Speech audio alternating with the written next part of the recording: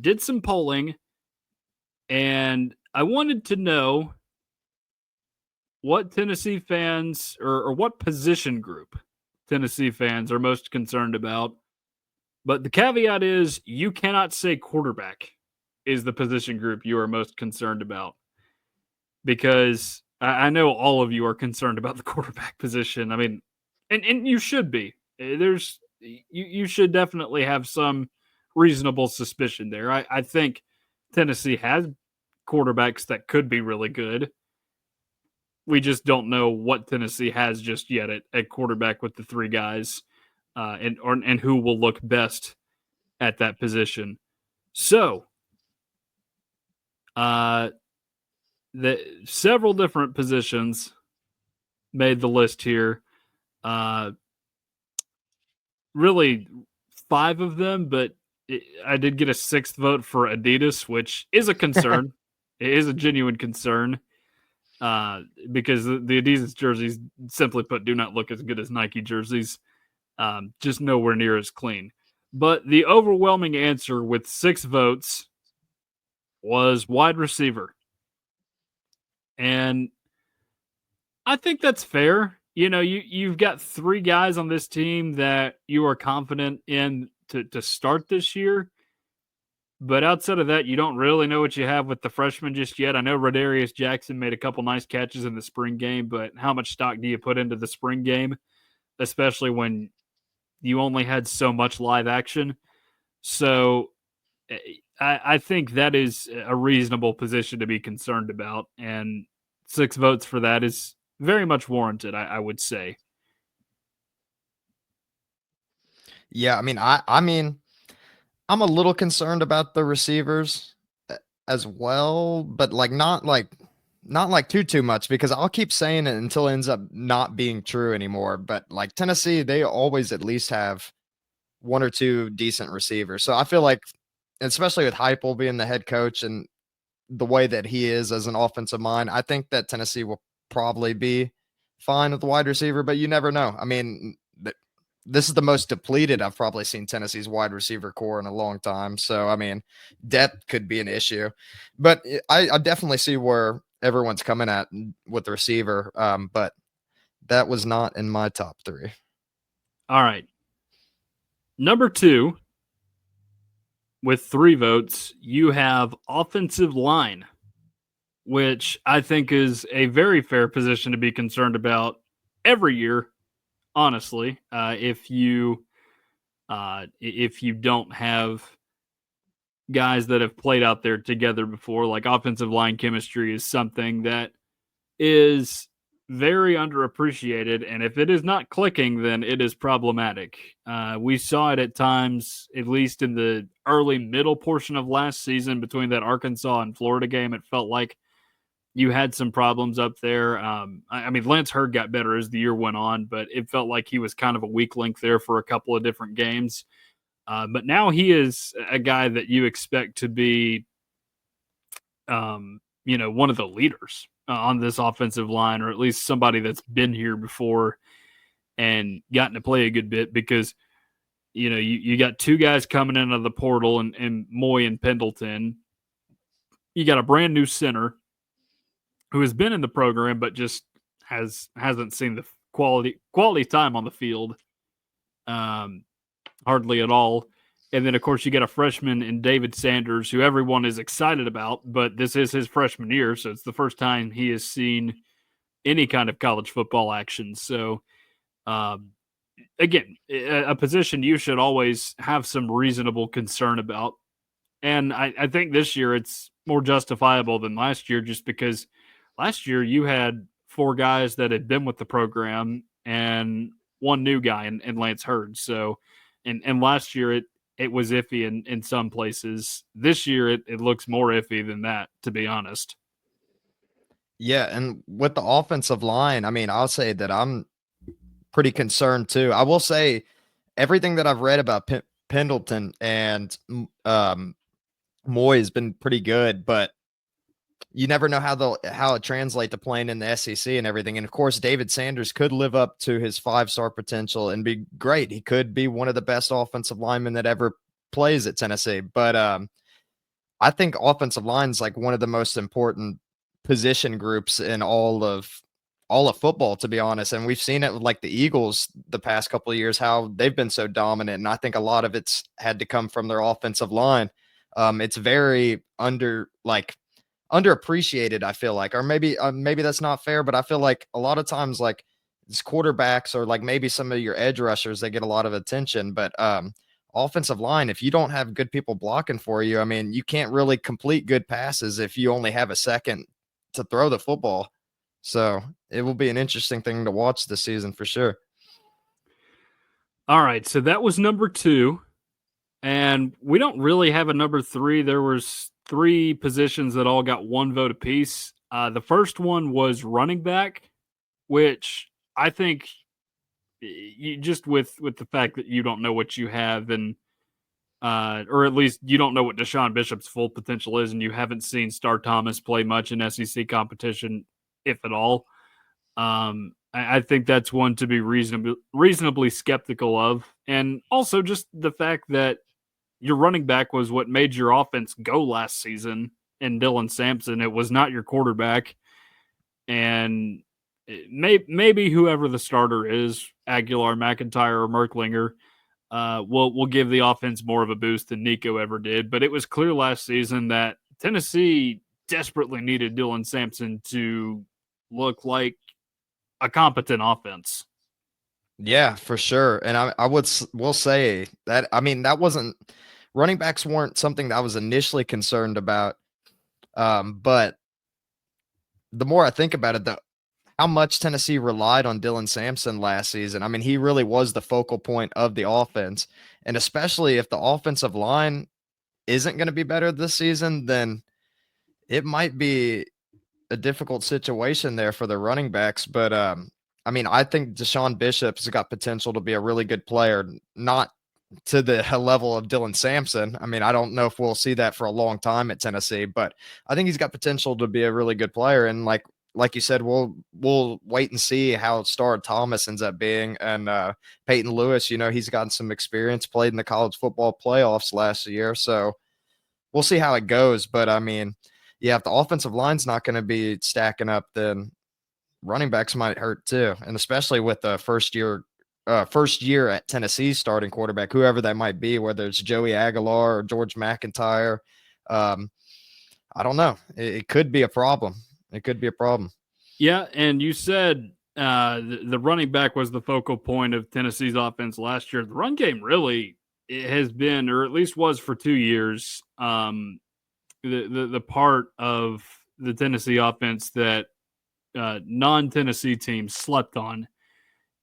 People thought that this was all about the pass, but if you stop the run, then suddenly it becomes much harder for Tennessee to win because it is centered around a strong run game, the Heupel offense, that is.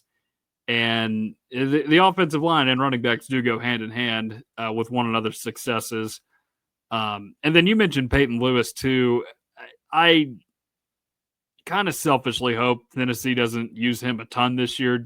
Well, maybe it's good for him to get in more, but the reason I say that is I just felt like it was too unpredictable last season and more bad than good in some places. Because sometimes it'd be like, he'd get like 6 to 8 yards of play and it would look good. But then other times he's losing like 4 or 5, and there's just not really a happy medium between the two. So that's something that would have to change, I think, if you were to get him in there. But I mean, surely this offensive line is not going to be all that bad. I mean, I know I know it's reasonable to expect a good offensive line, but I mean, I've seen much worse offensive lines. I've seen my Tennessee Titans just fail to find tackles for several years now. I hope Dan Moore or whatever the guy's name is they signed ends up being all right this year, but like Nicholas Petit Frere just got waived by the 49ers for a reason because he was a liability in Tennessee. Dennis Daly was bad. We thought it couldn't get worse. Andre Dillard was worse for the Titans. And then just thinking about the Vols here, I remember that 2018 offensive line. It wasn't that they were bad. They were just small. Like not anybody on that offensive line was over like 310 pounds, which That's problematic in the SEC. You want your offensive line to be, I mean, you don't want a ton of just super fat guys out there, but you want some bulk on that offensive line. You don't want a bunch of guys that are too skinny to be playing SEC football out there, and that's what Tennessee was dealing with in 2018. I don't think that's a problem with this year's group. If anything, it will be chemistry. Yeah, I agree because I mean some of the players are coming in. I mean, I know David Sanders, he's still got to gain a little bit of weight, but I mean, he already look. I mean, as a freshman, he's already looking like he's got potential to put on some significant size. And then Pendleton too. I mean, he's just like he looks like your traditional, like what you would expect from an offensive lineman. I mean, he looks like an NFL offensive lineman. I don't know if he will play that well, but oh, we got a question there. We got a question. Who starts at quarterback? You want to go first? It's so hard to say right now. Joey Aguilar know. hasn't learned the offense yet. He hasn't had enough time to learn the offense. He's only been here 2 weeks now? Yeah, and Maybe a little more. I will say I've seen a lot of people seem to jump to the conclusion that he will be the starting quarterback, and I'm not so certain with that. I think it's going to be a pretty close race. I mean, of course, I'm not in the locker room, I'm not in the practice field with them, but I mean, I don't know. He's got a lot to learn right now, and that's something I've been a little concerned about as well. Yeah. If I had to nail one down right now, just to be different, I'm going to go with Jake Merklinger. Because he's been in the system the longest, and that's my only basis for that answer. Because McIntyre did look good in the spring game, but it's his first go around with all this stuff, and I think it's another one of those situations similar to Nico where he is going to have to put on the weight to get into the game, because he looks good when he's out there making plays and making guys miss in the backfield trying to sack him, but at the same time, if he gets hit, he could snap in half, it feels like. Yeah, I mean, I remember Tyler Bray was pretty skinny too, and he was able to put on some weight at some point. And then Nico kind of did a little bit as well. But I mean, 5-star or not, it's a little nerve-wracking to have a freshman starting quarterback in the SEC. So I mean, I think George McIntyre's got potential if he stays in the program. Like, we'll see what happens with Faison and everything. But I think he's got potential. But I'm leaning towards Jake Merklinger as well, just because I feel like he's got to have like this chip on his shoulder. He's got to be motivated, considering like he was the one that was thought of to be the next man up before Joey Aguilar came in there. So I have a feeling. I mean, I don't know him personally, but I feel like he's probably putting in a lot of work trying to become a starting quarterback. Plus, he's already got a little familiarity with the offense. So I mean, that's who I think would start, but who knows? I mean, Tennessee brought Joey Aguilar in for a reason, but we'll see what that reason is when the season comes around. Yeah, I think maybe he starts the first game, and it could be one of those situations in ETSU where like you get a big enough lead and then you want to try and play one guy, that be Merklinger or McIntyre for most of the second half just to see how they do.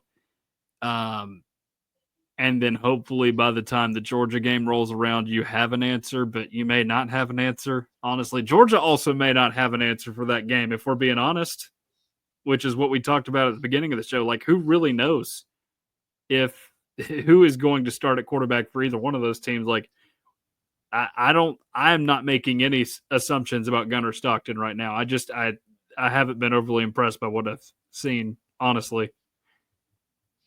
Yeah, I feel the same way too. And one more thing, because I brought up Tyler Bray at one point. I mean, hopefully this is doomsday scenario for Tennessee, but what if Joey Aguilar and Merklinger just really struggled during the season? What if we got another like Tyler Bray situation where George McIntyre takes over at the end of the year and then ends up being really good? That could be a possibility as well, but hopefully that's not the case. Hopefully Tennessee fires on all cylinders and doesn't have to shuffle quarterbacks too much, because I think that could be a huge issue. Shuffling around 3 guys is something that not many football teams in general could do, not even high school, because we had that issue in my high school at one point.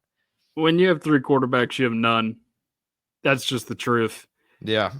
And then the last two positions on here that were voted on by you guys in the audience, defensive back is one of them, which I think is fair as long as Jermon McCoy is not, as long as he is not available. Although that could change at the start of the season if he is back from that ACL tear. And then the other one was tight end, which I get why you would be concerned with that, with Miles Kitselman being down, but Ethan Davis was also near the top of his class at tight end. I think Tennessee really liked what it has there, even if Kitselman is out for an extended period of time with that torn pectoral muscle. I think Ethan Davis still gives you a really good look at that position in his absence. Yeah, and I think defensive back wise, I think it is concerning for sure because I mean that's actually the position group that I was most concerned about, but not so much on the corner front. Like I have high hopes in Colton Hood, and I think that he could be a good corner for the team. And of course, Jermon McCoy, we've seen how good he was last season, how much that he contributed to the team. But safety though is one thing that I worry about for Tennessee, and it'll be I don't know. Hopefully, Boo Carter doesn't get stretched thin. That's one of my biggest concerns with next season, especially with him wanting to play both sides. But safety, I'm a little concerned with, to be honest. And then tight ends, um, I was a little concerned about them too, mainly because, like what you said, with the Miles Kitselman injury, but also too because I haven't really seen many great tight ends come out of Tennessee in recent times. And of course, you don't necessarily need them to be great to be successful, but it would be nice to have like someone like even as good as like Michael Rivera or like Luke Stalker or something. But like I haven't really seen that much from Tennessee. So I mean, it would be nice if Davis could live up to the potential, but I haven't seen too much tight end talent from Tennessee. Were those the last two to really make it in the NFL? Michael Rivera and Luke Stalker. Like I know Princeton Fant was good at his last two seasons here at Tennessee, obviously, but we've not seen him at all in the NFL. Those two guys at least made it for a few years apiece. Uh, Although I think Stalker's career ended up being longer, but they may have converted him to fullback toward the end of it. Well, I think Jakob Johnson, did he ever play tight end? Like I don't ever remember him playing tight end. I don't like. Did he see the field much here in see, Tennessee? I don't even really remember him that much. And then he was on the Patriots and like He's still in the league, I think, as a fullback. Like he's just carved out a role in a role that I mean, most people have left for dead in football. Period. Not just in one league. It's virtually gone at this point. oh yeah, even at the high school level too, it's just pretty much gone. Unless you're running a triple option offense, in which case it may still be there. But I'm just trying to think here lately, like what has Tennessee put out at tight end really? Like Ethan Wolf was good here, never made it in the NFL. I mean Dom Wood Anderson was a little bit of a disappointment, but I think there is also quarterback play to blame there. Jacob Warren was a guy that you knew was good in college, but wasn't really going to make it past that. So it's not as if it's just bad necessarily, but it's you are right to an extent. Like it's not Tennessee is by no means Iowa with its tight No. ends. It does not put them out in the league every single year. We've got a submission that Witten was the last good tight end to really come out of Tennessee. And it, you The know, last great one for sure. last great one. I would definitely agree. But I would say that there have been guys since Witten to have really nice NFL careers. Not really nice, but good enough to make it for a little bit. Yeah, but I mean, I really can't think of really any other tight ends. I really can't. I really Yeah. can't. Not much. I mean, but they haven't been terrible. But it's like it'd be nice to see Tennessee have a dominant tight end once again, because I think it's a very underrated position in football. I mean, look at what Travis Kelce's done over the past several years, and even like before him, Rob Gronkowski and Antonio Gates. Like, there's been several stud tight ends that were arguably the best receivers on their team. It'd be nice to see that come to Tennessee. Yeah, and then the college level, I mean, why did Georgia win 2 national Oh, championships? yeah. Great example. Brock Bowers, and he's tearing it up in the NFL too. He just, needs a quarterback to help him out a little bit. Arguably the best college football player I've ever seen. Like, and I'm like being straight up. Brock Bowers, really good. It'd be insane if Tennessee got someone like him. Yeah, you're just not going to find many guys like that. But they are very valuable weapons, not just in real football, but also fantasy football too. That one guy with the tight end or a running quarterback is always going to have a lot of success in your league. But there's only so many of them, so you may just not be very lucky some years. Yeah. But yeah, tight ends, like, concerned to an extent, but I'm more so concerned about the defensive backs for that third spot. Yeah, I think they're positions you should be more concerned about. Like defensive back, like you said, is a concern. You are kind of loaded at corner, and you didn't even mention that Ricky Gibson is back too. People keep forgetting it because he said he was going to enter the portal, but he never did. But no, he is still here for Tennessee. And the defensive line, you trust Rodney Garner. You hope the receiving core is deep enough. Running back is a reasonable concern. Linebacker, nobody's really mentioned that one. And you would think that it's probably one of the better looking position groups on this team. But at the same time, they have kind of let Tennessee down in places here lately. It's not as if Arion Carter and Jeremiah Telander aren't good enough. I think both of them have done nice things for Tennessee here lately. And of course, Telander being labeled as a tackling machine by the coaching staff. And you would think those guys will be a lot better now that they have been played consistently for the last 2 seasons. But again, slow linebacker play has kind of hurt Tennessee in a few different spots here in the last 10 or 15 years. Yeah, and that would be a nice position group to see get turned around as well. Because how fun was it during the days when there was like AJ Johnson and Kurt Magid back Yeah, there? that was fun. JRM and Darren Kirkland were a Yeah, fun combo Kirkland. too. Yeah, Kirkland. I forget about him too. He was pretty good as well. Yeah, but Even before that, Herman Lathers and Nick Revés. Yeah, not a whole lot of concern at that position, but I would definitely say there are more concerning areas than linebacker on this team, without a doubt.